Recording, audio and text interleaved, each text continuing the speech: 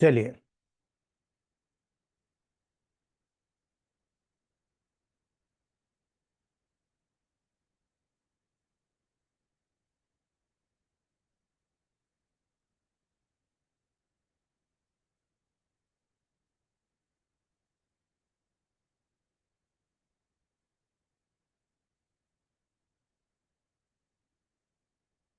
जी सुखदेव जी नमस्ते। चलिए शुरू करते हैं दोस्तों। मैंने कल बहुत हद तक आपको कैंसर से ग्रुप के बारे में बहुत सारी चीजें बताई थी। आज मैं कुछ यूनिवर्सल चीजें आपको बताने की कोशिश कर रहा हूं दोस्तों। स्पेशल अगर हम बात करें थ्रॉट के रीजन की, टॉन्सिलाइटिस, फेरिंजाइटिस, ठीक है, लेरिंजाइटिस, ये जो कंप्लेंट होती है, जितनी भी थायराइड की कंप्लेंट होती है दोस्तों, याद रखना दो मेडिसिन के अंडर कंट्रोल होती है, S2C13। ठीक है, ये जो दो मेडिसिन होती है, अगर ये कॉम्बिनेशन दे दिया, क्योंकि ये ग्लैंडुलर स्ट्रक्चर यहाँ पर होता है, अगर S2C13 का प्रयोग कर लिया तो टॉन्सिलाइटिस बहुत ही क्विकली ठीक होता है दोस्तों। बहुत तेजी के साथ में रिकवर आपको देखने को मिलेगा, बहुत अच्छे रिजल्ट आपको मिलेंगे। अगर आप किसी भी किडनी डिसीज को देखते हो तो आप क्या समझते हो? जैसे मॉडर्न साइंस अगर किसी प्रकार से एंटीबायोटिक का ट्रीटमेंट देता है आपको, तो वो एंटीबायोटिक के साथ आपको एंटी इंफ्लामेटरी भी देता है, एक मल्टीविटामिन भी देता है ना, और कई चीजें सपोर्ट में देता है। आप जानते हो उस सपोर्ट से क्या होता है? आपका जो पर्टिकुलरली वहां पर स्टिमुलेशन होता है उस पार्ट का, वो बहुत तेजी से होता है, और स्टिमुलेशन जितनी तेजी से होता है उतनी तेजी से क्यूरिंग कैपेसिटी बढ़ जाती है दोस्तों। तो आपको किडनी से रिलेटेड कोई भी डिसीज हो, आप हमेशा याद रखिएगा दोस्तों, ज्यादातर केसेस में यहां पर आपको C17 Win1G का सपोर्ट देखने को मिलेगा। ठीक है, C17 Win1G का सपोर्ट आपको देखने को मिलेगा। आप यहां पर उसका सपोर्ट लेकर देखिएगा, जितनी भी किडनी की डिसीज होती है ना, बहुत तेजी से सबसाइड हो जाती है, बहुत तेजी से जाती है ना। अब कई महत्वपूर्ण बात होती है, आप देखते हो बॉडी में ओडीमा होता है, जानते हो क्यों हो रहा है ओडीमा, है ना। आप किसी भी ऑर्गन के लेवल पर जाओगे तो वहां पर अगर ओडिमा नजर आता है, सूजन नजर आता है, आप कहते हो भाई आंखों के नीचे ये बैग्स बन गए, पफीनेस हो गए, हैंड्स में ओडिमा हो रहा, लेग्स में ओडिमा हो रहा, बॉडी के लेवल पर ओडिमा हो रहा, कई बार ड्रॉप्सी मिलता है, कई बार एनासार्का मिलता है। जानते हो आपको क्या हो रहा है ना। आपको याद रखने की जरूरत है दोस्तों, जानने की जरूरत है। S2C2L1Y, ये C2 का क्या रोल है? अगर आप केवल C2Y देंगे तो भी काम हो जाएगा, लेकिन अगर S2C2L1Y को दे दो, हर प्रकार के ओडिमा को आप ठीक कर सकते हो। किसी भी प्रकार का ओडिमा, चाहे वो कार्डियक ड्रॉप्सी के लेवल पर हो, या पर्टिकुलरली दोस्तों आपकी बॉडी में किसी भी पार्ट के लेवल पर हो, आपको याद रखने की जरूरत है C2Y जो होता है, remove water from our body as well वहां पर फेट, यानी फेट को भी रिमूव करने का काम करता है। अब आप सोचिए दोस्तों, जब इतना बड़ा फ्रेमवर्क आपको दिखा रहा है तो इसका फीडबैक कितना बड़ा होगा आपका, है ना। आप यहाँ पर जब प्रोटोकॉल सिलेक्ट करते हैं ना, तो बहुत सारे प्रोटोकॉल यहाँ पर टॉप क्लास रिजल्ट दिखाते हैं, है ना।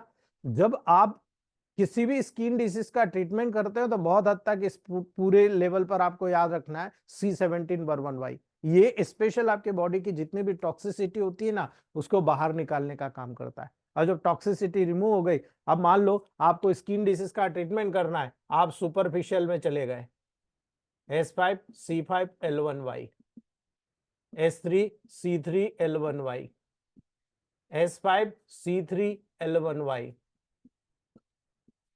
आपके S3C5L1Y, आप एक एक मेडिसिन को अप एंड डाउन करते जाओ, देखो कितना ब्रिलियंट रिजल्ट आ रहा है ना। जब सुपरफिशियल स्किन के लेवल पर होता है तो S5C5L1Y का प्रयोग करते हो, जब डीप स्ट्रक्चर के लेवल पर होता है तो S3C3L1Y का उपयोग करते हो। लेकिन जब कभी भी आप S5C3 करते हो, यानी आपने देखा कि सुपरफिशियल फंक्शन प्रॉब्लम आ रही है S5, लेकिन डिसीज नीचे से आ रही है, अर्थात डर्मिस से ऊपर एपिडर्मिस पे आ रही है C3L1Y।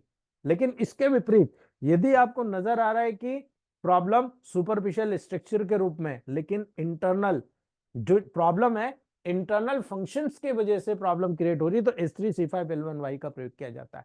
ये केवल और केवल फिजियोलॉजी के बिहाफ पर तय होता है। जी नवाब सर, ठीक है। ये चारों चीजें आपको याद रखने की जरूरत पड़ती है, बाकी कोई वेरिएशन नहीं होता, कोई बड़ी चीजें नहीं निकल कर आती है दोस्तों। आपको अगर पर्टिकुलर किसी भी जो ऑर्गन के लेवल पर ब्लड सर्कुलेशन भेजना है, बी लगा दीजिए। वहां से रिलैक्स करके इन्फ्लामेशन दूर करना है, वाई लगा दीजिए। मैंने आपको फिर कहा, बार बार कह रहा हूं, A3-1 किसी भी मेडिसिन में लगा दीजिए, ऑर्गन के स्ट्रक्चर के मेडिसिन में, उस ऑर्गन का इन्फ्लामेशन दूर हो जाएगा। इतना ब्रिलियंट प्रोटोकॉल होता है दोस्तों, ठीक है। अगर मान लो अर्थराइटिस हो रहा है, याद रखना, अर्थराइटिस हो रहा है तो आपको एक मेडिसिन बहुत शानदार तरीके से, जी देवांगन सर गुड आफ्टरनून, यहां पर बहुत अच्छी चीज आपको देखने को मिलेगी। यदि आप, ठीक है, एक प्रोटोकॉल निकाल के लाते हो, तो अगर प्लांट भी आप पर आपने स्टडी किया है ना, तो आपको बोलने की जरूरत नहीं पड़ेगी। अगर आपने लेडम पाल की स्टडी किया है ना, लेडम पाल की स्टडी किया, तो आपको केवल इतना पता लगाना है कि लेडम प्लांट आपके कौन सी कैंसरस ग्रुप के मेडिसिन में मौजूद है। लेडम पाल का मेन होता है जब आपका पांव ठंडे होता है और बॉडी में पेन होता है जॉइंट्स में, या नीचे से ऊपर की तरफ पेन बढ़ता है, छोटे छोटे जॉइंट्स में बहुत सीवियर पेन होता है। याद रखना दोस्तों, protocol C6RE। Fifth dilution C6RE का टॉप क्लास रिजल्ट देता है। फिफ्थ और 10th डायल्यूशन में जॉइंट पेन बंद होता है। कई बार जब हम एनाल्जेसिक ड्रॉप बनाए दोस्तों, उस एनाल्जेसिक ड्रॉप के साथ जब इसको सपोर्ट किया गया, किसी भी प्रकार का जॉइंट पेन, जो कितना भी क्रॉनिक हो, कितना भी डीप में हो, सबसाइड हो जाता है दोस्तों, है ना। तो ये हमें मालूम कब पड़ा, जब हमने लेडम पाल की स्टडी किया और C6RE को वहां पर हमने एक अर्थराइटिस के प्रोटोकॉल के रूप में मान्यता दी कि नहीं यार, कोई भी जॉइंट्स का पेन होता है ना, सिंपली पेन होता है, पेनफुल पेन होता है, बहुत तेजी के साथ आप देखो इसको कवर कर जाते हो, ठीक है। अब बात आती है कि इंटरनल एज यूजुअल एक्सटर्नल, जब आप एब्डोमिनल कैविटी की बात करेंगे दोस्तों, ठीक है, आप जो एब्डोमिनल कैविटी की बात करेंगे, चाहे वो इंटरनल हो चाहे एक्सटर्नल हो दोस्तों, है ना, एक्सटर्नल कंप्रेस, इंटरनल कंप्रेस, आपको हमेशा याद रखना है दोस्तों, S10 C10 WE, ये हमेशा याद रखना है पूरी एब्डोमेन के लेवल पर, पूरी एब्डोमेन कैविटी में, इंटरनल हो या एक्सटर्नल हो, टॉप क्लास रिजल्ट आपको दिखाती है दोस्तों, ठीक है। हमेशा बहुत ही शानदार रिजल्ट देखने को मिलता है ना। अब जब हमने पल्सिटिला की स्टडी करी कि भाई पल्सिटिला क्या काम करती है, फीमेल रेमेडी है, और A3 को इसलिए हमने स्पेसिफिक माना, है ना। और A3C1 और RE का प्रयोग जब भी हमने किसी भी ऐसी महिला के लेवल पर किया जिसको बहुत ही स्कैंटी मेंसेस आता था, है ना, बहुत कम मेंसेस आता था, जिन महिला डॉक्टर्स को हमने ये प्रोवाइड कराया, हमने ये कॉम्बिनेशन बनाया, है ना, कई कॉम्बिनेशन बनाए, S1 C1 A1 F1 RE, S1 C1 A1 F1 Win1 RE, S1 C1 A1 F1 Win1 Y, S1 C1 A1 Win1 WE। हमने कई प्रोटोकॉल्स बनाए और इन प्रोटोकॉल्स को फीमेल डॉक्टर्स को प्रोवाइड कराए, और फीमेल डॉक्टर ने जब यहां पर बताया कि ये प्रोटोकॉल्स इस डिसीज पे काम कर रहा है, ये ओवुलेशन के लेवल पर काम कर रहा है, हमने अलग अलग लेवल पर क्राइटेरिया तय करा कि ये मेडिसिन वहां काम कर रही है, ये मेडिसिन वहां काम कर रही है। जब वहां पर हमने उस प्रोटोकॉल्स को देना शुरू किया, हमारे रिजल्ट 2 गुना बढ़ गए, है ना। हमने C1RE दिया तो जो महिला जिसको मेंसेस बहुत कम आते थे, खुलकर मेंसेस आने लगे। यानी आप सोच लीजिए, जिनको स्कैंटी मेंसेस आता था, मेंसेस खुलकर आने लग गया दोस्तों, ठीक है। जब हमने वहीं पर थोड़ा सा चेंज किया, भाई महिलाओं को हमेशा पिंपल्स हो जाते हैं, है ना, तो मेल को C1A1 का प्रयोग किया, फीमेल को C1A3 का प्रयोग किया, ठीक है, और उसके साथ में G लगा दिया हमने, ठीक है, C1A3 G लगा दिया, नेगेटिव में दिया, पिंपल्स ठीक होने लग गए, है ना। अकॉर्डिंग टू प्रोटोकॉल वहां पर काम किया, हमने देखा फीमेल की जितनी भी एबनॉर्मलिटीज होती है जिसमें सिक्रेशन बहुत ज्यादा होता है, C1A3 G देने से सिक्रेशन कम हो गया। यानी जो ऑयली सिक्रेशन होता है, भाई पिंपल्स होता क्या जब सेकेंडरी सेक्सुअल कैरेक्टर डेवलप होता है, बॉडी में बहुत ज्यादा हीट बनती है ना। आप देखते हो बॉडी में 2 तरह की ग्लैंड होती है, एक स्वीट ग्लैंड, एक सीबेसिस ग्लैंड। जो स्वीट ग्लैंड होती है बगल में से पसीना निकालती है, वो पसीना चिपचिपा नहीं होता, लेकिन जो सीबेसिस ग्लैंड होती है, आप चेहरे पे हाथ लगा के देखिए, ये चिपचिपा होता है ना, वो सीबेसिस ग्लैंड का डिस्चार्ज है। तो जो पोर्स होते हैं वो पोर्स को पैक कर देता है, और इसीलिए एक्ने डेवलप होता है ना। और यही कारण है दोस्तों, C1A3G जो होती है पिंपल्स में बहुत ब्रिलियंटली काम करती है, ठीक है। याद रखना, बहुत ब्रिलियंट रिजल्ट होता है। एक पेशेंट आया जिसको यहां से यहां तक पूरा रेड था, है ना, मॉडर्न साइंस क्यूर नहीं कर पा रही थी, लेकिन हमने वहां पर गौर किया कि भाई ये तो टेंडोनाइटिस है, और टेंडोनाइटिस है तो हमने वहां पर टेंडोनाइटिस के लेवल पर मेडिसिन सिलेक्ट किया। वहां पर हमने देखा कि यहाँ पर इन्फ्लामेशन हो गया, टेंडन्स का इन्फ्लामेशन हो गया। हमने वहां पर C3B का प्रोटोकॉल तय किया कि हमें C3B का प्रोटोकॉल तय करना है। हमने मस्कुलर रीजन पे प्रोटोकॉल सिलेक्ट किया, और जब वहां पर C3B का प्रोटोकॉल सिलेक्ट किया, मस्कुलर रीजन पे ब्लड सर्कुलेशन बढ़ गया और तेजी से इन्फ्लामेटरी जो कंजेशन था सबसाइड होने लग गया। हमको तब समझ में आया कि भाई यहाँ पर C3 का, S5 का, B का सर्कुलेशन हमने दे दिया, तो ये जो लिगामेंट्स के लेवल पर, टेंडन के लेवल पर, जो मस्कुलर लेवल है, वो तीनों कवर हो जाते हैं। इसलिए C3B का प्रोटोकॉल हमने यहाँ पर तय किया दोस्तों। अगर कोई भी ग्लैंडुलर रीजन आया, ठीक है, कोई भी ग्लैंड्स का रीजन आया, ये जो ग्लैंडुलर रीजन होता है, ये ग्लैंडुलर रीजन बहुत इंपॉर्टेंट होता है दोस्तों। बॉडी में कहीं पे भी ग्लैंडुलर रीजन हो, S5 C5 का रोल है, लेकिन हमने देखा कि उनमें अगर डीपली स्ट्रक्चरल चेंजेस होता है तो S3G ही पर्याप्त है। आपको S5 C5 आगे जाने की जरूरत ही नहीं है, आपको केवल C3G ही पर्याप्त है। ये प्योरली ग्लैंडुलर होता है, ठीक है, ये प्योरली ग्लैंडुलर होता है, और इसीलिए टॉप क्लास रिजल्ट आपको टेबल प्रैक्टिस में देखने को मिलता है।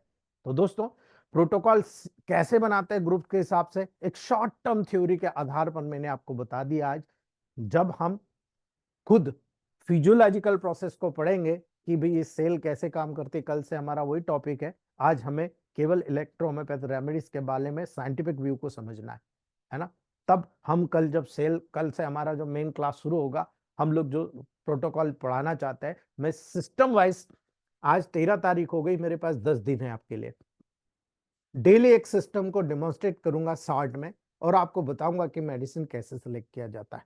और सबसे मेन चीज होती है, हम लोग किसी से प्रोटोकॉल लेना नहीं सीखे दोस्तों, हम खुद प्रोटोकॉल बनाना सीखे।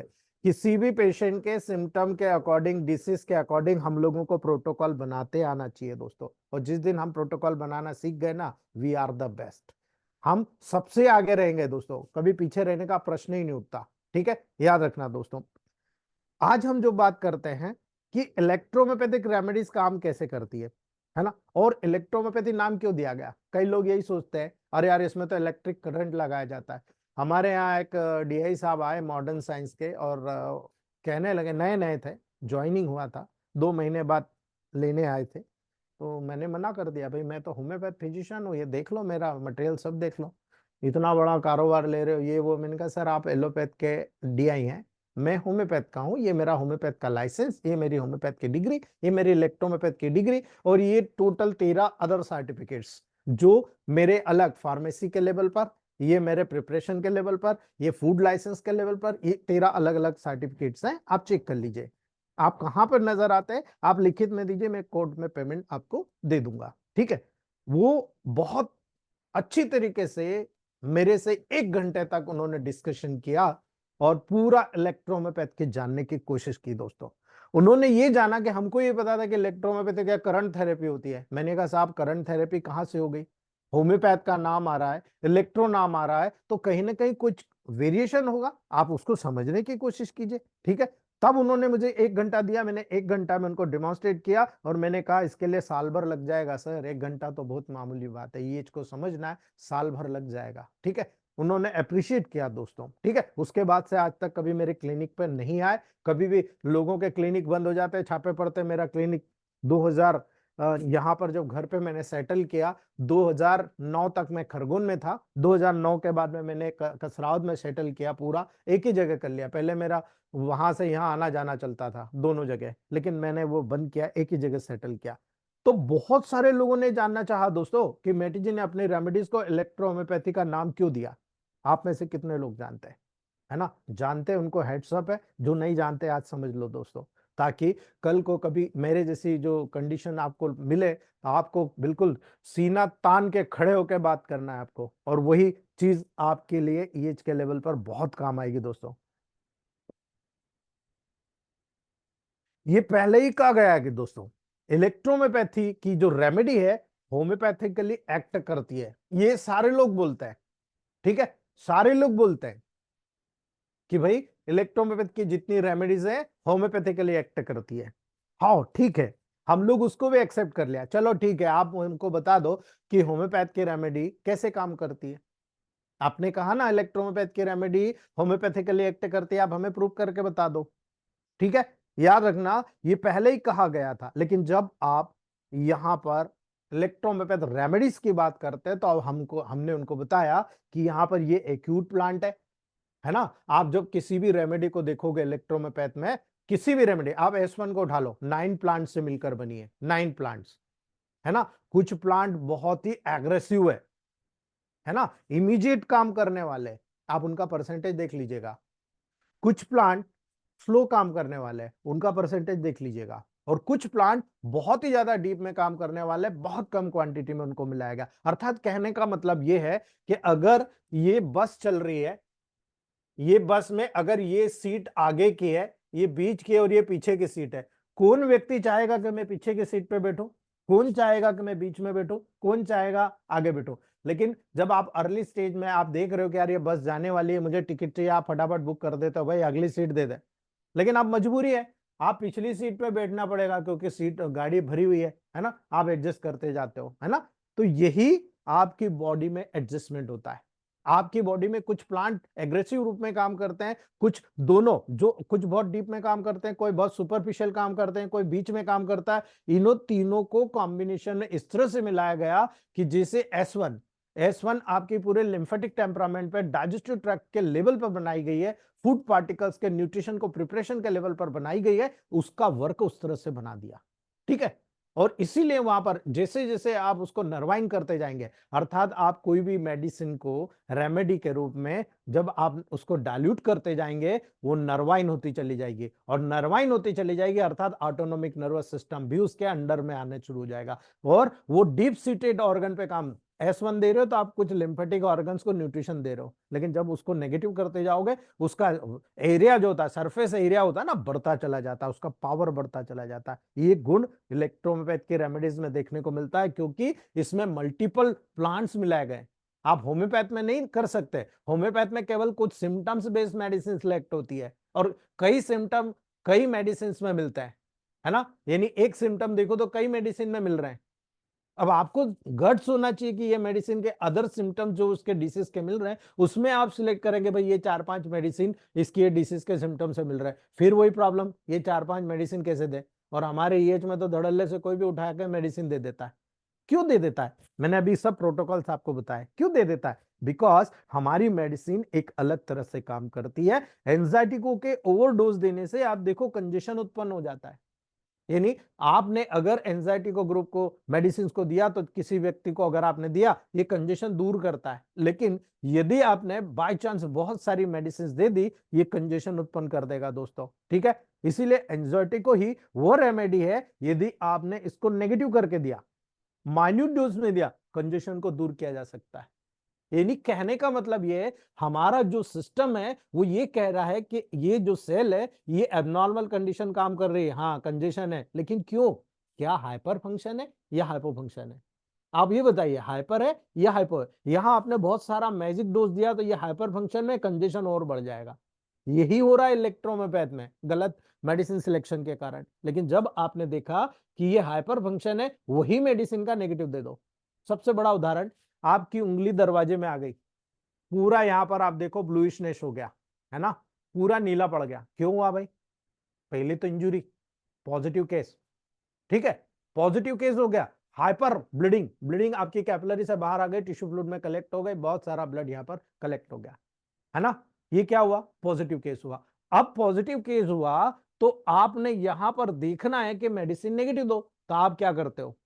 एंजाइटी को 1 को नेगेटिव देते हो, एपीपी को नेगेटिव देते हो, है ना। तो इससे क्या होता है, ये नेगेटिव मेडिसिन जो ब्लड बाहर आया है उसको वापस वेसल्स के अंदर डाल देती है, और जितना बचा हुआ होता है सबको एक्स्ट्रा वेसेशन के माध्यम से पर्टिकुलरली वहां से बाहर निकाल देती है। नीलापन विद इन 3 डोज, A1 का 1000 या एपीपी का 1000 के 3 डोज आपका 10-10 मिनट के अंतर पे देने पर रात तक, शाम तक, दूसरे दिन उठते हो ना, देर इज नो कीमोसिस, है ना। आपको देखने को मिलेगा वहां साइनोसिस जो नजर आ रहा है ना, जो ब्लूइशनेस नजर आ रहा है, बिल्कुल साफ हो जाता है ना। ये प्रैक्टिकल आपकी मेडिसिन का है दोस्तों, है ना। इसलिए कार्य करने का तरीका भी होम्योपैथिकली नहीं है, बिल्कुल डिफरेंट है ना।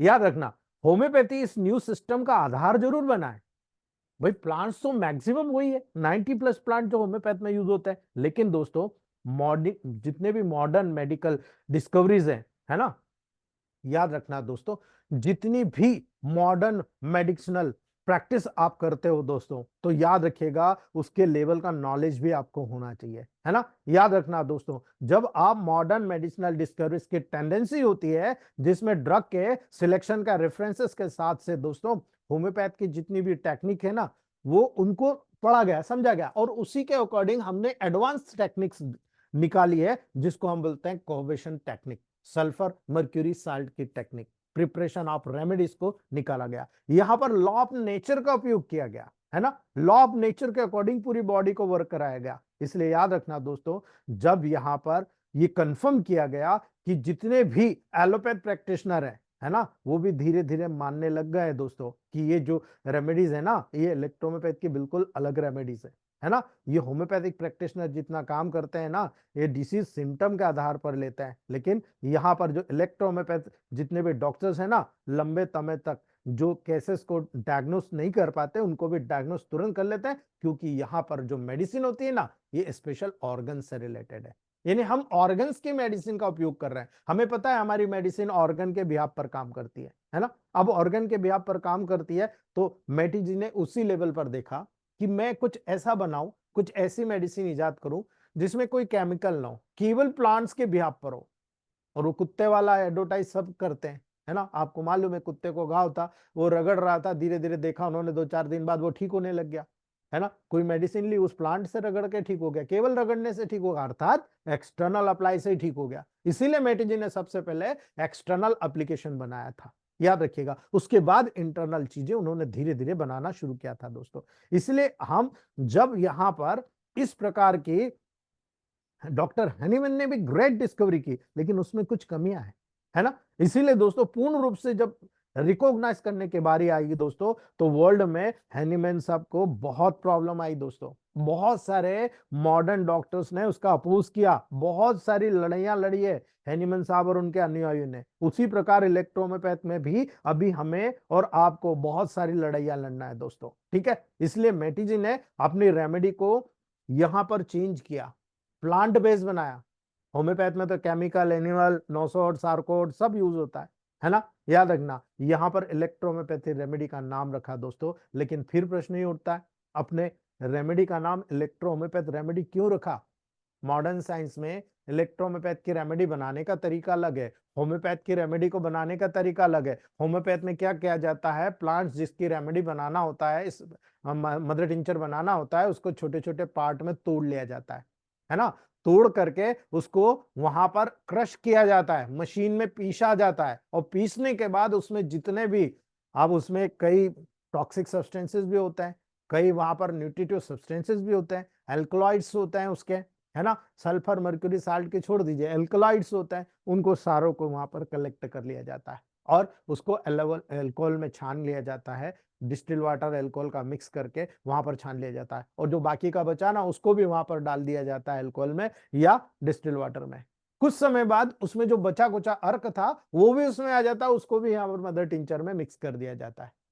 ये होता है होम्योपैथ मदर टिंचर बनाने का तरीका, ठीक है। अब इलेक्ट्रोहोम्योपैथ में पहले क्या होता था, कोऑगुलेशन टेक्निक में बनाया जाता था। अब वो वास्तव में सही है गलत है ये तो फार्मेसी वालों की बात है। अभी हॉट फर्मेंटेशन से बनाया जा रहा है, ये दोनों में अंतर है दोस्तों, ठीक है। पहले क्या होता था, आप खुद घर पे बना सकते हैं, आप किसी भी डिस्टिल वाटर में 1/4 के एक बॉटल ले लीजिए ब्राउन कलर की, 1/4 डिस्टिल वाटर भर लीजिए, और उसमें जो भी प्लांट्स का आपको स्पेजरिक एसेंस डालना है, आप उसके छोटे छोटे टुकड़े करके उसमें डाल दीजिए, है ना। 7 दिन बाद देखिए वो अंकुरित होना शुरू होता है, उनको निकाल लीजिए और दूसरी डाल दीजिए, है ना। आपको 3 महीने तक, मैक्सिमम 1.5 से 3 महीने तक आपको अंधेरे कमरे में वहां पर, और जो वो बॉटल रहेगी उसको केवल आप एक काले कपड़े से, कॉटन के कपड़े से अच्छे से बांध दीजिए और उसको ऐसे कैसे रख दीजिए आप, ठीक है। याद रखना, धीरे धीरे करके क्या होगा कि जितना भी प्लांट्स आपने डाला था, जो पार्ट्स डाला था, वो धीरे धीरे उसमें इसेंस छोड़ते चले जाएंगे, है ना। ये प्योर कोऑगुलेशन टेक्निक से बना हुआ स्पेजरिक एसेंस होता है। इसकी जो क्वालिटी और इसके जो रिजल्ट होते हैं, ट्रिमेंडस, पहले जो हम मेडिसिन यूज करते थे उसके रिजल्ट इधर दिया और इधर 24 घंटे के अंदर रिजल्ट मिलता था। अभी हमें 7 to 10 डेज वेट करना पड़ता है। कुछ एटमॉस्फेयर का चेंजेस, कुछ पॉल्यूशन का चेंजेस, और कुछ वहां पर, क्योंकि आज के जो स्पेज्रिक एसेंस बन रहे हैं या क्रूड एसेंस बन रहे हैं वो बॉयल थेरेपी से बनाया जाता है। ठीक है, उसको बॉयल किया जाता है, यानी वही चीज बॉयल किया, इधर आपने कूलिंग लगा दिया, यहाँ पर ठंडा होकर छन के आया और वहां पर आपने छान के उसको तैयार कर लिया। अब उसमें सल्फर मर्क्यूरी साल्ट पहले उनको डिफरेंशिएट किया गया, उसके बाद में फिर उनको मिला लिया गया। मतलब पहले आप डिफरेंशिएट कर रहे हो और डिफरेंशिएट करके फिर उसको मिला रहे हो, ये टेक्निक हो रही है, और उसके बाद में वो स्पेज्रिक एसेंस के रूप में आपको दिया जा रहा है। ठीक है, इसलिए आपको याद रखना है दोस्तों, डिस्कवरी की जो कहानी होती है ना, वो इस क्वेश्चन का जवाब देती है ना। याद रखना, जब इलेक्ट्रोमेपैथ की डिस्कवरी हुई, वो जब क्वेश्चन निकल कर आया कि भाई इलेक्ट्रोमेपैथ नाम ही क्यों दिया गया, तो मेटी जी का एक्सपीरियंस सुनिए आप। मेटी जी ने जब एक्सपीरियंस किया था दोस्तों, जो कई लिक्विड के साथ किया था, कोई ये जरूरी नहीं कि 114 प्लांट जो आपको 115 प्लांट बताए गए यही किया, उन्होंने 500 प्लस प्लांट्स पे स्टडी किया था और उसके अकॉर्डिंग प्रोटोकॉल बनाया था। उन्होंने बहुत सारे लिक्विड बनाए थे दोस्तों, उन्होंने लिक्विड प्रिपेयर किए थे, और काउंट मेटी जी ने पाया कि कुछ स्पेशल मॉर्बिड अफेक्शंस हो रहा है इस लिक्विड के वहां पर टच करने पर। ठीक है, और वो कई इंफेक्शंस या कई ऐसी कंडीशन जो बॉडी में आती थी, केवल वो टच करते थे और मेडिसिन के माध्यम से वो दूर हो जाता था। ठीक है, इस लिक्विड के टच करने पर ही वो प्रॉब्लम जो उसको डेवलप हो रही पेशेंट को डिसअपियर हो रही थी, उस कुत्ते के जैसी। इसीलिए दोस्तों एक इलेक्ट्रिक स्पीड से ये मेडिसिन एक्ट करती है, ये उन्होंने पहला वर्ड लिखा था अपने बुक में कि ये मेडिसिन इलेक्ट्रिक की गति से वर्क करती है, पहली बात। दूसरी बात, जब ये एक इलेक्ट्रिक इफेक्ट को प्रोड्यूस करती है तो ये बहुत आश्चर्यचकित हुए कि ऐसा कैसे, ये प्लांट में ये इलेक्ट्रिक इफेक्ट कैसे डेवलप हो रहा है ना।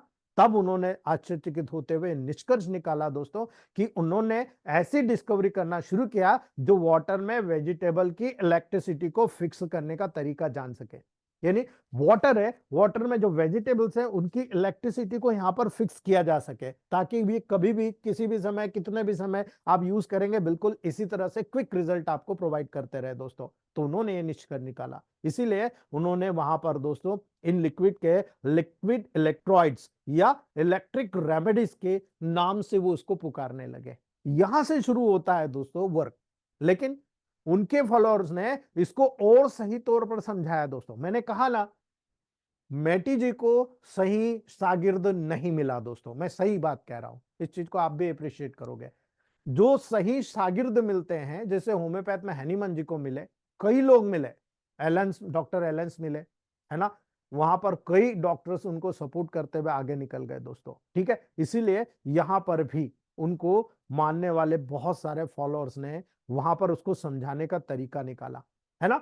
उन्होंने ये देखा कि नर्वस सिस्टम ऐसे स्टेट में आ जाता है कि जब कहीं पर नर्व स्किन के आसपास स्थित रहती है दोस्तों, तो वहां पर जब हम इस लिक्विड को स्किन के उस पार्ट में कांटेक्ट में लाते हैं दोस्तों, तो इलेक्ट्रोमेटिकल फोर्स डेवलप हो जाता है। अर्थात उन्होंने कई इंस्ट्रूमेंट का उपयोग किया, वहां लगा दिया और उसके आगे यहाँ पर इलेक्ट्रिसिटी को लगाया, अप्लाई करा, स्प्रे करा, पेंट करा, कंप्रेस करा। उन्होंने देखा कि यहाँ पर इलेक्ट्रिक जो इंपल्सेस हैं फास्ट चलने लग गई। इससे ये प्रूफ हुआ कि हमारी मेडिसिन बॉडी में कहीं ना कहीं लॉ ऑफ नेचर के अकॉर्डिंग जो इलेक्ट्रोमैग्नेटिक फील्ड होता है उसको स्टिमुलेट कर देता है ना। और ये चीज धीरे धीरे साइंटिफिकली प्रूव होती चली जा रही है दोस्तों। ठीक है, और हमारे आईडीसी के मेंबर जो है उनको हेड्सअप है, यही चीज उन्होंने वहां पर प्रूव करके भी रख दी है। ठीक है, लेकिन सबसे बड़ी चीज होती है हमारे पास कोई रिसर्च विंग नहीं है।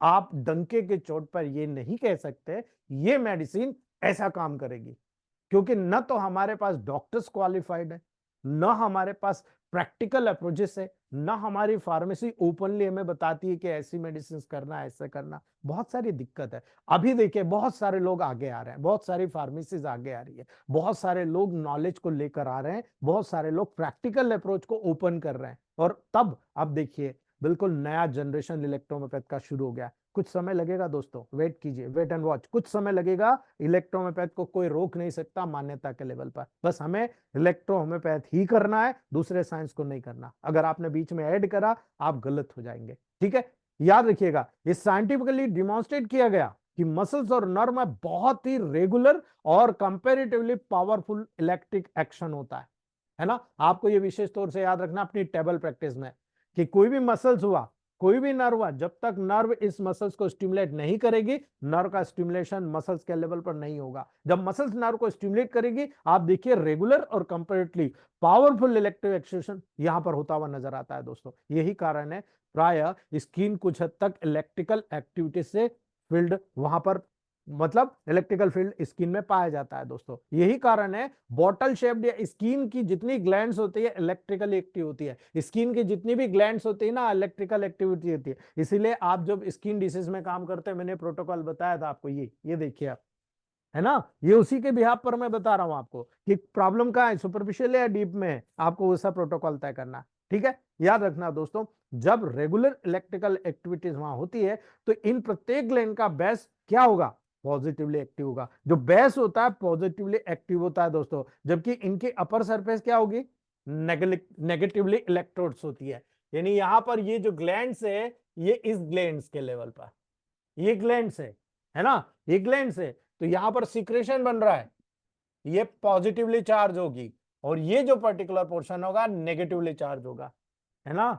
इसीलिए याद रखना, लॉ ऑफ नेचर के अकॉर्डिंग हमारा जो इंटरनल पार्ट होता है नेगेटिव होता है, बाहर का पार्ट पॉजिटिव होता है ना, याद रखना। और यही लॉ ऑफ जो नेचर होता है ये बहुत इंपॉर्टेंट रोल अदा करता है दोस्तों, ये साइंटिफिकली डिमॉन्स्ट्रेट किया जा चुका है दोस्तों। ठीक है, तो याद रखना, जब इसका आप वहां पर पर्टिकुलर इस प्रकार का अपर सरफेस देख रहे हो, नेगेटिव बेस देख रहे हो, पॉजिटिव चार्ज है, तो प्रत्येक नर्व, प्रत्येक मसल्स और मसल्स का प्रत्येक भार जब स्थिर रहता है दोस्तों, तब लॉन्जिट्यूडिनली सेक्शन में इस प्रकार से, ये लॉन्जिट्यूडिनली सेक्शन है, इस लॉन्जिट्यूडिनली सेक्शन में दोस्तों पॉजिटिव होता है ना, जबकि क्रॉस सेक्शन में ऐसा हो गया, ये पॉजिटिव है, क्रॉस सेक्शन में नेगेटिव हो जाता है दोस्तों। इसीलिए यहां पर ब्लड, यहां पर पॉजिटिवली इलेक्ट्रिकल होता है, ब्लड पॉजिटिवली इलेक्ट्रिकल होता है दोस्तों। और यो यही कारण है यूरिन क्या हुआ, फ्रेशली जो आप यूरिन को अवॉइड कर रहे हो नेगेटिवली इलेक्ट्रिकल होता है, क्योंकि जब आप मेटाबॉलिक प्रोसेस करते हो बहुत सारी चीजें पॉजिटिवली मेटाबॉलिक प्रोसेस के माध्यम से आपके ब्लड में आ जाती है, इसलिए पॉजिटिवली चार्ज होता है। जब किडनी से फिल्टर होकर यूरिन फ्रेशली बनती है वो नेगेटिवली हो जाती है, क्योंकि उसको फिल्टर कर दिया जाता है दोस्तों। इसीलिए हैनीमैन ने ये दिखाया था दोस्तों कि यहां पर जो वार्म लिविंग और नर्वस सब्सटेंसेस जो पेशेंट होते हैं कूलर कूलर पोर्शन में बहुत ज्यादा पॉजिटिव होता है। याद रखना, उनका जो ठंडा पार्ट होता है ना बहुत पॉजिटिव होता है। इससे प्रूव होता है यदि येलो इलेक्ट्रिसिटी को, यदि येलो लाइट को यदि फ्रेशली एक्साइटेड आई बाल पर, जब आप पर्टिकुलर आपकी आई बाल पर डालते हो तो नॉर्मल इलेक्ट्रिकल आई करेंट कॉर्निया से ऑप्टिक नर्व के ट्रांसफर सेक्शन तक इंक्रीज हो जाता है, और इसी कारण आप तुरंत आंखों को बंद करना शुरू कर देते हो, है ना। याद रख लेना दोस्तों, इसी का मतलब होता है कि फ्लूइड नर्व की इलेक्ट्रिकल एक्टिविटी को स्टिमुलेट करता है। कोई भी फ्लूइड होगा, उस फ्लूइड में पॉजिटिव नेगेटिव यानी कैटायन एनायन होता है ना। ये हम लोग पढ़ते हैं हमारे कोर्स में, जब हम पर्टिकुलर सेल्स के लेवल पर स्टडी करते हैं तो हम पढ़ते हैं। ठीक है, तो जो यहाँ पर जो पर्टिकुलरली यहाँ से आप वहां पर जो कैटायन एनायन के प्रोसेस देख रहे हो दोस्तों, ये यहाँ पर आपको नजर आता है कि फ्लूइड नर्व की इलेक्ट्रिकल एक्टिविटी को स्टिमुलेट कर रहा है, इसीलिए इसको कहा जाता है इलेक्ट्रिकल फील्ड, है ना। याद रखना दोस्तों, इससे ये साबित होता है दोस्तों कि आपका जो नाम है कि यहां पर दोस्तों इस बैटरी से, जब इलेक्ट्रिसिटी बैटरीज में होती है दोस्तों, उसी प्रकार फ्लूइड में भी इलेक्ट्रिकल करंट या कंटेंट पाया जाता है ना। तो बैटरी में क्या होता है, सेल ही होता है ना, सेल में इलेक्ट्रिसिटी डाल रहे हो, तो यहां भी हमारी बॉडी में जितने भी फ्लूइड्स हैं उन फ्लूइड्स में इलेक्ट्रिकल्स होता है ना, और यही इलेक्ट्रिसिटी जैसे काम करते हैं। यही कारण है दोस्तों वेजिटेबल एसेंस का उपयोग ग्लोबल्स को प्रिपेयर करने के लिए किया जाता है। यही वेजिटेबल एसेंस का उपयोग आप कर रहे हो दोस्तों, तो ग्लोबल प्रिपेयर करने के लिए कर रहे हो, है ना। साथ ही साथ जो फ्लूइड रेमेडी है यानी इलेक्ट्रिसिटी जितनी भी है दोस्तों, ये फोर्स उसमें पाया जाता है। ऐसा माना जाता है कि काउंट मेटी जी ने अपनी रेमेडीज को इसीलिए इलेक्ट्रोमोपैथ का नाम दिया था कि वहां पर इसमें इलेक्ट्रिकल पावर डेवलप करने का पूरा गुण होता है, जो लॉ ऑफ पोलैरिटी के अनुसार अगर आप उपयोग करते हो, यानी यहां नेगेटिव है तो यहां पॉजिटिव, यहां पॉजिटिव है तो यहां नेगेटिव, अगर वो उपयोग करते हो तो डेफिनेटली जो हाइपर एक्टिव और हाइपो एक्टिव कंडीशन होता है उसको आप न्यूट्रल कर सकते हो, और न्यूट्रल करके वहां पर आप क्योर कर सकते हो। इसीलिए मेटी जी ने जो इलेक्ट्रिसिटी प्रिपेयर की है दोस्तों, अगर आपको याद हो, हमारी कुछ इलेक्ट्रिसिटी पॉजिटिव है और कुछ इलेक्ट्रिसिटी नेगेटिव है। ठीक है, कुछ इलेक्ट्रिसिटी पॉजिटिव है, कुछ इलेक्ट्रिसिटी नेगेटिव है, ये पॉजिटिव ये negative, B R E Y G. और डब्ल्यू ई क्या है दोस्तों? डब्ल्यू ई न्यूट्रल है, एपीपी इसकी इन्वर्टर। ठीक है, इसीलिए मेटी जी ने ये बनाया कि ये जब भी हाइपो एक्टिविटी होती है बीआरई दे दीजिए, बॉडी में कहीं पर भी हाइपो एक्टिविटी होती है बीआरई दे दीजिए, आपकी हाइपो एक्टिविटी को स्टिमुलेट करके बैलेंस स्टेट में डाल देगा। वाई जी को जहां पर हाइपर एक्टिविटी होती है वहां पर वाई जी को दे दीजिए, उस हाइपर एक्टिविटी को न्यूट्रल कर देगा। लेकिन यही गुण केवल इलेक्ट्रोहोम्योपैथ मेडिसिन को कंप्लीट करता है, पूर्ण करता है, क्योंकि ये हाइपर एक्टिविटी को हाइपो नहीं करता, हाइपो को हाइपर नहीं करता, ये न्यूट्रल करता है। और न्यूट्रल करने के बाद यानी बॉडी के होम्योस्टेसिस को बैलेंस करने के बाद अगर वो फिर भी लिए जा रहे हो, आपके बॉडी में आएगा चला जाएगा, आपके बॉडी में आएगा जाएगा, कोई दूसरा काम नहीं करेगा। मेनली इसलिए नहीं करेगा कि ये मैक्सिमम हार्मोनल लेवल पर, मैक्सिमम एंजाइमेटिक लेवल पर बहुत क्लोज माना जाता है। इसके जितने भी गुण होते हैं आपके इन तमाम लेवल पर इसको बहुत क्लोज माना जाता है। इसलिए अभी भी चर्चा बनी हुई है कि इलेक्ट्रोहोम्योपैथ की मेडिसिन हार्मोनल काम करती है, एंजाइमेटिक काम करती है, क्या काम करती है, विटामिन के लेवल पर काम करती है, एल्कलॉइड्स के लेवल पर, मेरा ज्यादातर मानना है एल्कलॉइड्स के लेवल पर काम करती है। ठीक है, इसलिए आप याद रखना बहुत सारी चीजें यहां पर है ना। समय अकेला केवल प्रूव करेगा कि मेटी सही है या गलत है। हमें उनको केवल और केवल, देखो क्या होता है मॉडर्न साइंस में, आपने देखा एक थ्योरी आई है ना, वो थ्योरी को दूसरा साइंटिस्ट आया कुछ साल बाद, नहीं ये गलत है, इसमें ये होना चाहिए, उस थ्योरी को गलत कर देता है। फिर अगली थ्योरी आई, अगली थ्योरी में भी वो डॉक्टर आकर वहां पर थ्योरी प्रस्तुत करता है, उसको गलत कर देता है। फिर एक नई थ्योरी आ रही, सालों साल चले जा रहा है ना। हमने क्या पढ़ा था, आप क्या पढ़ रहे हो, सब चेंज हो गया। पहले हमने पढ़ा था आरएस बेस्ड मेडिसिन बनाओ, ग्लोबल्स में बनाओ, व्हीकल में बनाओ, डीजल में। अभी के नए फार्मेसी आ गई है कंपटीशन में, नई फार्मेसी कह रही है डिस्टिल वाटर में बनाओ, वो भी अपनी जगह सही है, प्योरली डिस्टिल वाटर में मेडिसिन बहुत अच्छे से काम करती है, लेकिन रिजल्ट बहुत स्लो है। फंगस आ रहा है, ये कुछ कॉम्प्लिकेशंस है, इस कारण से थोड़ा सा मन में डाउट होता है, कल को कभी किसी पेशेंट ने केस लगा दिया तो हम क्या करेंगे, गले पड़ जाता है दोस्तों, इसलिए थोड़ा सा वहां पर कंसिडरेशन होता है। लेकिन आपको इतना याद रखना है कि हम लोग नई नई थ्योरीज जब यहां पर ऐड करेंगे तो या तो हम उसको बिल्कुल सही है या गलत है ना। जो फोर्स या जो सब्सटेंसेस जिन्होंने डिस्कवर किया है दोस्तों, उनका नाम इसीलिए उन्होंने इलेक्ट्रोहोम्योपैथी रखा था कि ये इलेक्ट्रिकल करंट जैसे पॉजिटिव नेगेटिव होता है, उसी प्रकार से हमारी बॉडी में भी लॉ ऑफ पोलैरिटी के अनुसार कुछ पार्ट नेगेटिव होता है, कुछ पार्ट पॉजिटिव होता है। कल हम जब यहाँ पर 45 पॉइंट्स इलेक्ट्रोहोम्योपैथ के पढ़ेंगे तब हम इसको बहुत अच्छे तरीके से समझने की कोशिश करेंगे दोस्तों। ठीक है, तो वो इलेक्ट्रिकल लॉ ऑफ नेचर के अनुसार यहाँ पर काम करता है। कल बताऊंगा बॉडी के कौन से पार्ट पॉजिटिव होते हैं, कौन से नेगेटिव होता है ना। याद रखना समय लगेगा प्रूव करने के दोस्तों, लेकिन मैटिक जी ने बहुत ही ट्रूली साइंस दिया है। मैंने बीएचएमएस इसीलिए किया था कि मुझे थोड़ा सा नॉलेज तो हो यार, मैं क्या कर रहा हूं। मैं इलेक्ट्रोहोम्योपैथ में एक शब्द सुनता था ना, मेरा अंदर का दिल दुखता था कि लोगों को पता नहीं, अरे यार ये झोला छाप आ गया, अरे क्या है ये सला। डॉक्टर शब्द लिखना ठीक है, हम नहीं लिखते, हम इलेक्ट्रो होम्योपैथ लिखते हैं, है ना, इलेक्ट्रो होम्योपैथ लिखते हैं। आयुर्वेद वाले भी तो लिखते हैं आयुर्वेद, ये वेद है। ठीक है, याद रखना दोस्तों, ये हमेशा महत्वपूर्ण होता है कि जो हमारे दिमाग में रखना वही रखना, जो दिमाग में नहीं रखना उसको जगह नहीं देना, नहीं तो दूसरी चीज नहीं आएगी, निकाल दीजिए पास में, है ना। इसीलिए याद रखो दोस्तों, होम्योपैथ और एलोपैथ सामान्यतः दोस्तों कॉम्बैट सिम्टम को कंटेन करते हैं, वो सिम्टम के अकॉर्डिंग ट्रीटमेंट करते हैं। वहीं इलेक्ट्रोहोम्योपैथी डिसीज के काज पर डायरेक्टली अटैक करती है। अब डिसीज के काज पर डायरेक्टली अटैक क्यों करती है दोस्तों, क्योंकि हम कोई डिसीज नहीं मानते, हम मानते हैं हमारा ऑर्गन कम या ज्यादा काम कर रहा है। अब ऑर्गन को अकेला ऑर्गन से थोड़ी बना है, वो सेल से बना है। सेल कम या ज्यादा हाइपर और हाइपर एक्टिव होगी तो टिश्यू होगा, और वो जो टिश्यू उस ऑर्गन को बना रहा वो होगा, उस ऑर्गन जो सिस्टम को बना रहा वो होगा, और सिस्टम से पूरी बॉडी को बना रहा वो होगा। इसीलिए दोस्तों हमने प्रारंभ में अर्ली स्टेज में ही ये देखा हमने दोस्तों कि जो vitiation and lymph and the vitiation of lymph and blood is the causes of disease, हमने शुरुआत में ही देख लिया। इनको जो ले जाने वाली वेसल्स है उसमें कहीं ना कहीं कोई गड़बड़ी हो जाती है ना। इसलिए याद रखना, इस ईच रेमेडी इन फ्लूइड और चैनल के ऊपर वर्क करके उन्हें नेचुरल कंडीशन में लाने का काम करती है, रिस्टोर करने का काम करती है। ठीक है, इसलिए इसका मतलब ये है, ये नहीं हुआ दोस्तों, याद रखना, ये है तो सही, लेकिन ये नहीं हुआ कि कुल मिलाकर सिम्टोम को इग्नोर करें आप, बिल्कुल नहीं।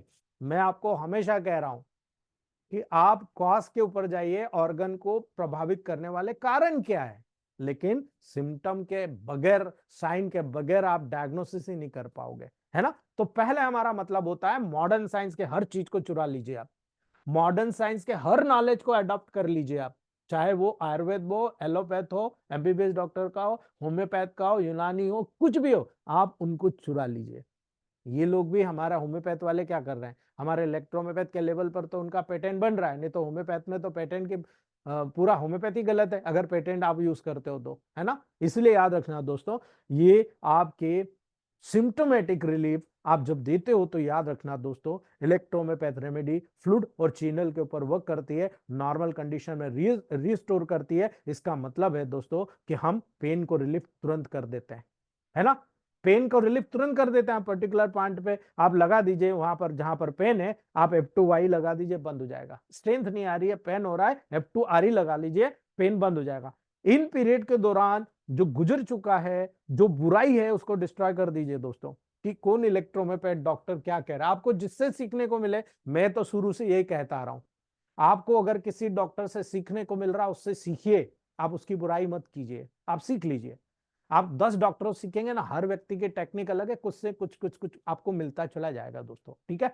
आप किसी की बुराई मत कीजिए, अपने जीवन को देखिए कि मुझे आगे बढ़ना है, आप हर व्यक्ति से सीख कर आगे बढ़ सकते हो, ठीक है। इसलिए याद रखना, 100 कॉलेजेस मिलेंगे, 100 डॉक्टर मिलेंगे, लेकिन कोई भी एक डॉक्टर अपने आप में परफेक्ट नहीं, मैं भी नहीं, है ना, याद रखना। इसीलिए जब आप बॉडी के लेवल पर स्टडी करोगे तो आपको बहुत सारी चीजें देखने को मिलती है, बायो इनऑर्गेनिक केमिस्ट्री, है ना, बायोकेमिस्ट्री और इनऑर्गेनिक केमिस्ट्री, ठीक है।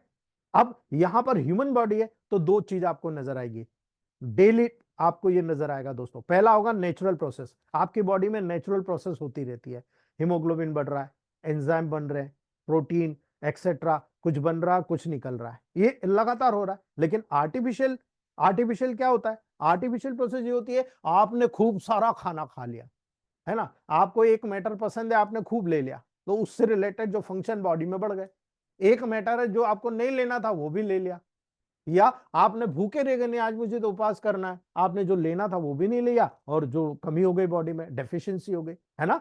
ये दोनों का लेवल आपकी बॉडी में तय करता है कि आपके ऑर्गन में, आपके बॉडी में कौन सा ऑर्गन वहां पर काम करेगा, कौन सा ऑर्गन वहां पर काम नहीं करेगा। ये पूरी प्रोसेसेस आपकी बॉडी में होती रहती है। इसीलिए ह्यूमन बॉडी में आपको सबसे इंपॉर्टेंट जो काम नजर आता है न्यूट्रिशन का, दूसरा नजर आता है एलिमेंट्स का। 29 एलिमेंट्स आपकी बॉडी के लिए बहुत नेसेसरी होते हैं दोस्तों, ठीक है।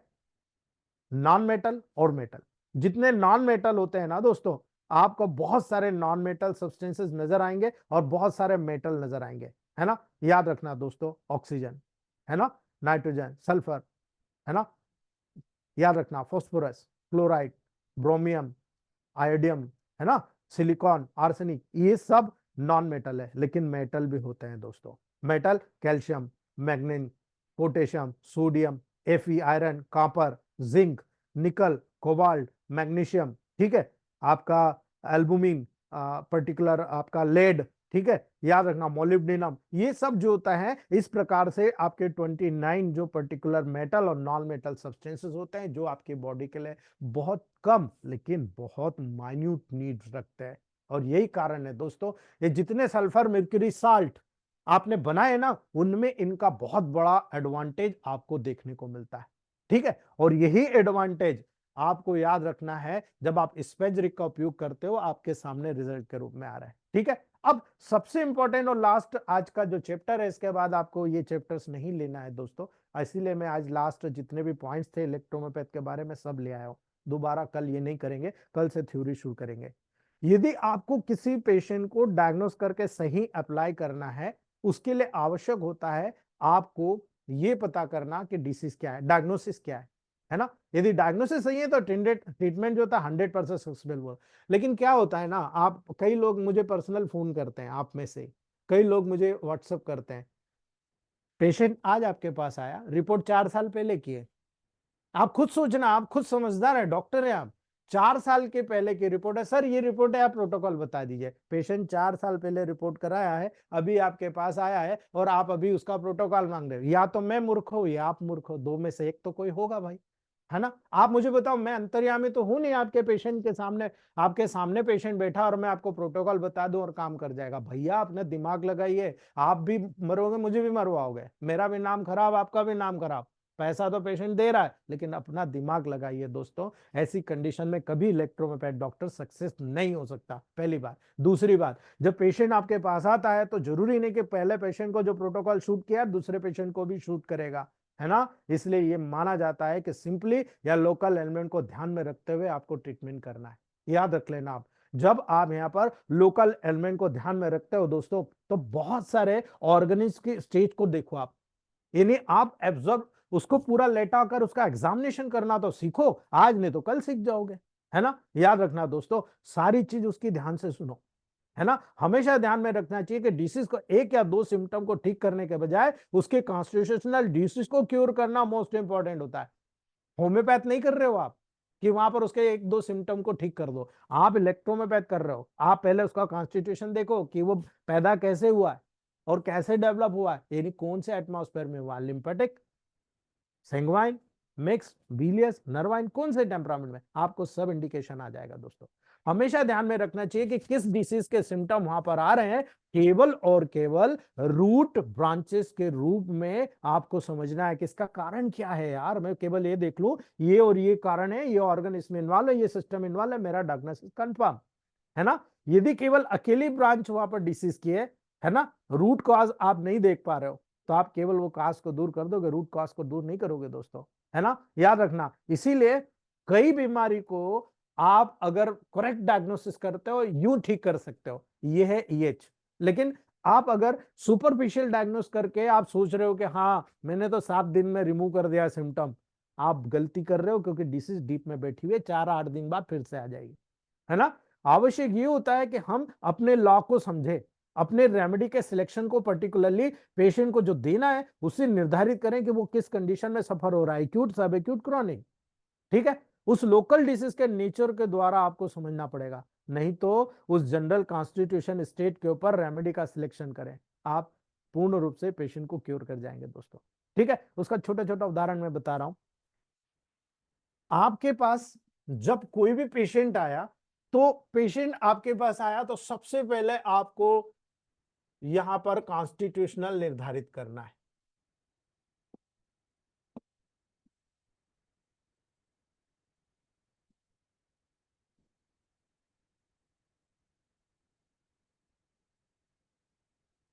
ठीक है, अरे आपको ज्यादा सोचने की जरूरत ही नहीं भाई, आप केवल ये दो निर्धारित कर लो, है ना, लिम्फेटिक या सेंग्वाइन, केवल दो निर्धारित कर लो, और आखिरी में तो मिक्स है ना। आपको कुछ सोचने की जरूरत नहीं है, आपके पास पूरा मैटी जी ने बिल्कुल क्रिस्टल क्लियर दिया, लेकिन कॉम्प्लिकेशन बना दिया गया, कॉम्प्लिकेटेड आपके सामने थ्योरी को इस तरह से प्रस्तुत किया गया कि आप कॉम्प्लिकेटेड हो गए, आपको समझ में ही नहीं आ रहा है।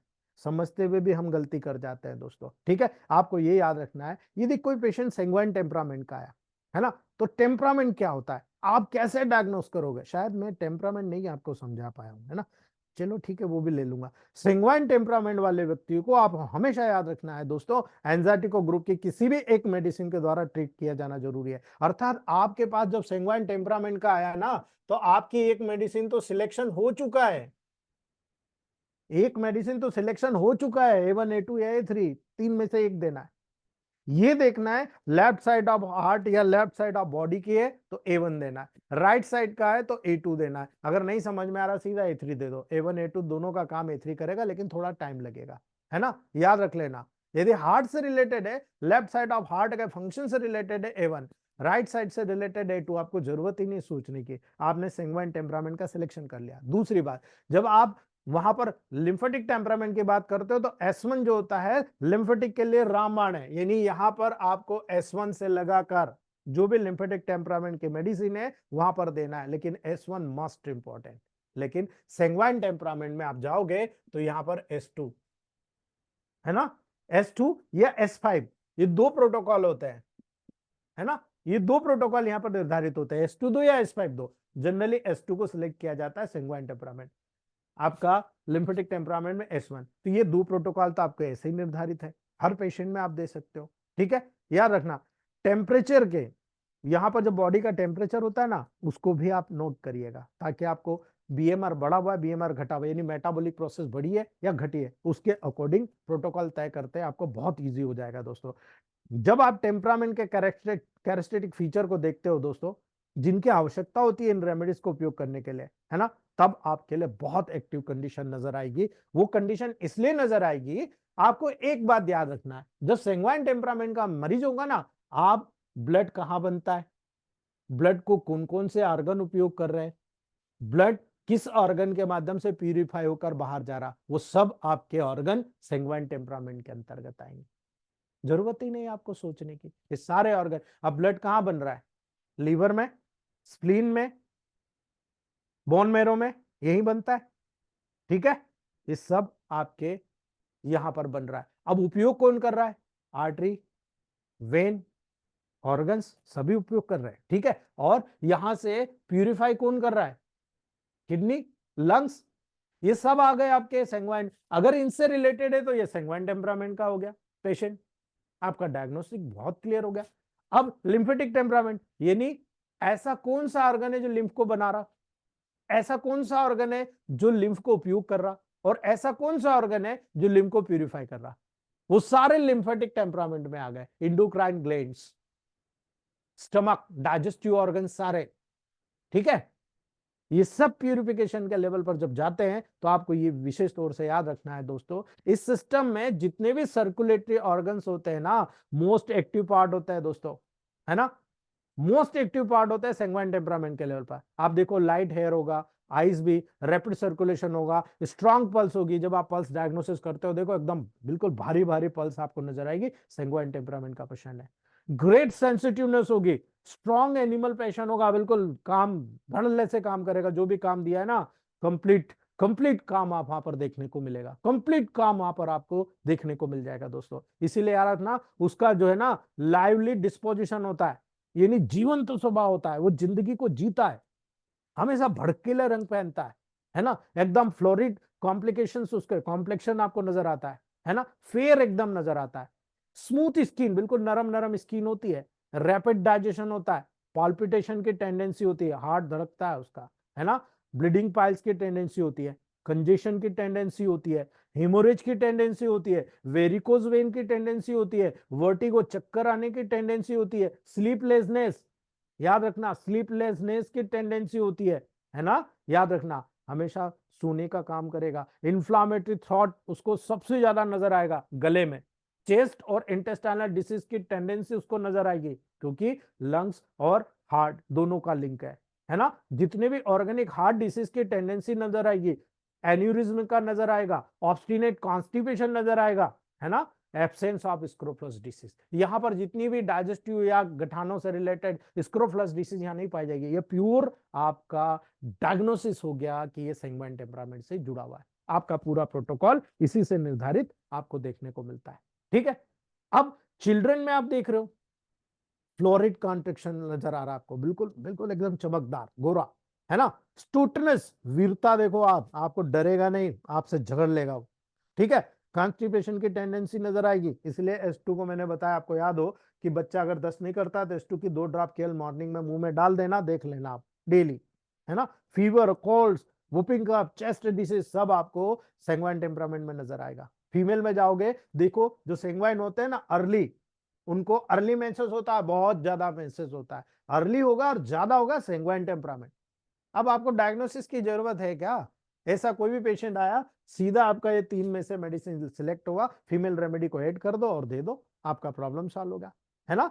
इन टेम्परामेंट के जितने भी व्यक्तियों को हमेशा RE और S1 का उपयोग नहीं करना, हमेशा याद रख लेना, इन सेंग्वाइन टेम्परामेंट के व्यक्तियों को कभी भी लिम्फेटिक टेम्परामेंट की मेडिसिन और इसकी सपोर्टिव इलेक्ट्रिसिटी RE कभी नहीं करना, इनका बीपी बढ़ जाएगा। लेकिन उसको समझाया कैसे गया है, आपको बिलीव नहीं होगा दोस्तों, आपको यह समझाया गया है कि RE को नहीं देना, बीपी बढ़ जाएगा। ये समझाया ना। ये नहीं समझाया गया है कि सेंग्वाइन टेम्परामेंट वालों को आरई नहीं देना। भाई ज्यादातर मेटाबॉलिक डिसऑर्डर तो लिम्फेटिक टेम्परामेंट वालों को होता है, और लिम्फेटिक टेम्परामेंट वालों को तो बीपी बढ़ जाता है। अब लिम्फेटिक टेम्परामेंट वालों को तो आरई बहुत सूट करती है। क्या करोगे आप? डाइल्यूट कर दो ना। आप 200 में दे दो, बीपी खत्म, बीपी करेक्ट हो जाएगा। यही आरई जिससे डराया गया, हमने बीपी ठीक कर दिया। ठीक है, यही बी जिससे डराया गया, हमने 1000 डायल्यूशन देकर हाई बीपी को कंट्रोल कर लिया। अब सोचिएगा दोस्तों इस बात को, है ना। ये प्रैक्टिकल अप्रोचेस है, जैसे जैसे आप इसको प्रूव करते चले जाएंगे, you are the top most leader. ठीक है, याद रखना दोस्तों। ठीक है, यही कारण है कि सेंग्वाइन टेम्परामेंट में हर पेशेंट को S2 का प्रयोग करना चाहिए। इसीलिए मैंने आपको बताया यहां पर S2 का प्रयोग करना चाहिए। ठीक है, उम्मीद है आपको समझ में आ गया होगा। ये जरूर देखना जरूरी है दोस्तों टेम्परामेंट के, इसके बहुत सारे कैरेक्टरिस्टिक फीचर होते हैं, है ना। लिम्फेटिक नर्वस टेम्परामेंट में भी ये देखने को मिलता है दोस्तों। वर्टिगो, वेरिकोज वेन, पाइल्स, ये सब मिलेगा, है ना। ये सेंग्वाइन टेम्परामेंट में जो उत्पन्न होता है, ये ब्लड की अधिकता और ओवर वाइटलिटी के परिणाम स्वरूप होता है। आपके ब्लड का ज्यादा होना, है ना, आपकी वाइटिलिटी बहुत ज्यादा हो गई है, आपके कार्य करने की क्षमता ज्यादा हो गई है, उसके परिणाम स्वरूप आपको नजर आ रहा। यानी जब ये लिम्फेटिक नर्वस टेम्परामेंट में चला जाएगा तो ब्लड क्या होगा? स्थिर हो जाएगा, ज्यादा तेजी से बहेगा नहीं, है ना। इनसफिशियंट वाइटलिटी हो जाएगी, आपकी वाइटलिटी कम हो जाएगी, है ना। और इसी के परिणाम स्वरूप जितनी भी डिसीज होगी, इसी आज ज्यादा हो रही तो उसका हाइपर पॉजिटिव, नहीं हो रही नेगेटिव। यही कारण है कोई भी टेम्परामेंट में पॉजिटिव नेगेटिव डिसीज डेवलप हो सकती है। ठीक है, उसकी बॉडी की वाइटलिटी के ऊपर डिपेंड करता है। इसीलिए एक्टिव कंजेशन अगर कैरेक्टराइज हो रहा है तो क्या करोगे आप? सेंग्वाइन टेम्परामेंट को शो करता है, जबकि पैसिव कंजेशन वर्क करता है लिम्फेटिक नर्वस टेम्परामेंट के लेवल पर। ये डायग्नोस्टिक टूल है हमारे भाई, और यही पॉजिटिव नेगेटिव के क्राइटेरिया को तय करके आप इलेक्ट्रोहोम्योपैथ को अच्छी तरीके से समझ सकते हो। और मेरा मानना है इससे बेस्ट प्रोटोकॉल आप बना नहीं सकते हो। ठीक है, जब आप प्योर लिम्फेटिक टेम्परामेंट की तरफ चलते हो, ऐसे व्यक्ति में जिसमें S1 मेन मेडिसिन होती है दोस्तों, वो लिम्फेटिक टेम्परामेंट होता है। लिम्फेटिक टेम्परामेंट में जितनी भी बॉडी की सिक्रेटरी ग्लैंड्स होती है, इस सिक्रेटरी ग्लैंड्स को मोस्ट एक्टिव पार्ट होता है। अब मुझे बताओ, सलाइवा का सिक्रेशन हो रहा, क्या आप A1 दोगे? नहीं ना, आप S1 दोगे। ठीक है, आपको यूरिन का फ्लो ज्यादा हो रहा, आप क्या दोगे? एंजाइटी को ग्रुप की मेडिसिन कि लिम्फेटिक को ग्रुप की मेडिसिन? बॉडी के जितने पसीना ज्यादा आ रहा, आप क्या दोगे? आपको पूछने की जरूरत है क्या? सिक्रेटरी ग्लैंड जितनी भी आती है सब लिम्फेटिक टेम्परामेंट में आती है। इसीलिए यहां पर इस सिस्टम को मोस्ट एक्टिव पार्ट के रूप में देखा जाता है। इस टेम्परामेंट में ब्लड का सर्कुलेशन होना बहुत स्लगिश होता है, बहुत स्लो होता है दोस्तों। इसीलिए इसको सब एक्यूट कंडीशन माना जाता है। एक्यूट कंडीशन इसलिए सेंग्वाइन टेम्परामेंट को माना जाता है। इस टेम्परामेंट में जब आप कैरेक्टर देखते हो पेल कलर का, बिल्कुल पेला पेला हल्का पेल येलो कलर का फेस होता है। यहां पर हैक्टिक कंडीशन अपीयर होती है दोस्तों, है ना। स्लो डाइजेशन होता है, बहुत ही पुअर एपेटाइट होती है। बीएमआर देख लो, मैंने कहा था अभी, बीएमआर को याद रखना। जब आप बीएमआर देखोगे ना, सेंग्वाइन में हाइपर होता है और लिम्फेटिक में हाइपो होता है। याद रखना, slow digestion, poor appetite, frequent colds, बार बार आदमी को ठंड लगती है ना। बहुत ज्यादा सोएगा, हेवी स्लीप होती है, एनीमिया की टेंडेंसी सबसे ज्यादा होती है ना। याद रखना, ग्लैंडुलर स्वेलिंग, बॉडी में ग्लैंडुलर स्वेलिंग होती है। स्किन में सबसे ज्यादा इरप्शन डाइजेस्टिव ट्रैक्ट की गड़बड़ी से आता है ना। रूमेटिज्म लिम्फेटिक वालों को मिलता है, फिस्टुला लिम्फेटिक वालों को मिलता है, स्टोन लिम्फेटिक वालों को मिलता है, ब्लाइंड पाइल्स लिम्फेटिक टेम्परामेंट वालों को मिलता है। इसीलिए चिल्ड्रन में देखोगे लार्ज हेड। ठीक है, डायग्नोस्टिक टूल बता रहा हूं, मैंने कहा ना पेशेंट को देख के बता देना ये कौन सा टेम्परामेंट है। लार्ज हेड, फोरहेड कर्व्ड होता है। ठीक है, याद रखना दोस्तों, फ्रंट में पेलर होता है, बहुत ही ज्यादा इरप्टिव फीवर्स होता है। जब भी फीवर आएगा पूरी बॉडी में इरप्शंस होंगे, है ना। क्यूटेनियस इरप्शन की टेंडेंसी होती है, जब भी स्किन डिसीज होगी पूरी बॉडी में फैल जाएगी। फीमेल में सप्रेस मेंसेस होता है, अभी मैंने सेंग्वाइन में कहा अर्ली आ रहा है, फीमेल में सप्रेस मेंसेस यानी प्रॉपर नहीं आ रहा, ल्यूकोरिया हो रहा। आप देखो जितनी भी आजकल की यंग गर्ल्स होती है ना, ल्यूकोरिया हो रहा, क्लोरोसिस डेवलप हो रहा, है ना। सप्रेस मेंस्ट्रुएशन की टेंडेंसी दिखा रहा है दोस्तों। यही कारण है आपका प्रोटोकॉल निर्धारित हो जाता है कि ये टेम्परामेंट है, और इसी टेम्परामेंट के अंतर्गत हम लोग यहाँ पर प्रोटोकॉल तय कर रहे हैं। ठीक है, इसीलिए ये सारे के सारे प्रोटोकॉल मैं आपको यहाँ पर बता चुका हूं दोस्तों। ठीक है, तो ये एक अभी मैं इतना टाइम नहीं बचा है मेरे पास, तो मैं अभी यहीं पर समाप्त करूंगा, क्योंकि अभी पूरा मिक्स टेम्परामेंट का बाकी है ना। और कल मैं चाहता हूं कि टेम्परामेंट से रिलेटेड जितनी भी आपके साइकोलॉजिकल फील्ड्स हैं मैं क्लियर कर दूं, तब हम लोग नेक्स्ट टॉपिक शुरू करें। तो आप लोगों का जो मोटिवेशन है ना बहुत जबरदस्त होगा। अगर मेरे मोटिवेशन से 1 से 10 पेशेंट आपको मिलने लग जाए ना, तो मेरी फ्री क्लास का कोई आपको वैल्यूएशन मिलेगा दोस्तों, ठीक है। मेरा यही अप्रोच है, एक पेशेंट ठीक करो 10 मिलेगा, एक खराब करोगे 10 टूट जाएंगे। इसलिए अपना मानसिकता क्लियर करते चले जाओ, जिससे जितना सीखने को मिल रहा लीजिए, कोई दिक्कत नहीं, ठीक है। लेकिन दिल आपका, दिमाग आपका, प्रोटोकॉल भी आपका होना चाहिए। किसी के प्रोटोकॉल पे हामी नहीं भरिए। अपने पेशेंट का डायग्नोसिस खुद कीजिए, अपने पेशेंट का टेम्परामेंट खुद कीजिए। अरे 1 साल करना है, 1 साल बाद you are the next generation doctor. आप अपने आप को 1 साल बाद देख लेना, आप एक अपनी क्वालिटी का डॉक्टर बन के निकलेंगे दोस्तों, ठीक है। तो ये हम लोग यही समाप्त करते हैं। अगर आप लोगों में से किसी को क्वेश्चन है तो आप लोग पूछ लीजिए।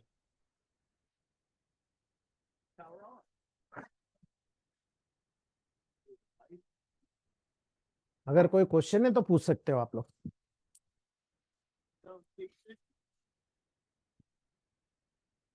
जो लोग क्वेश्चन नहीं करें कृपया करके म्यूट रखिएगा अपने मोबाइल को।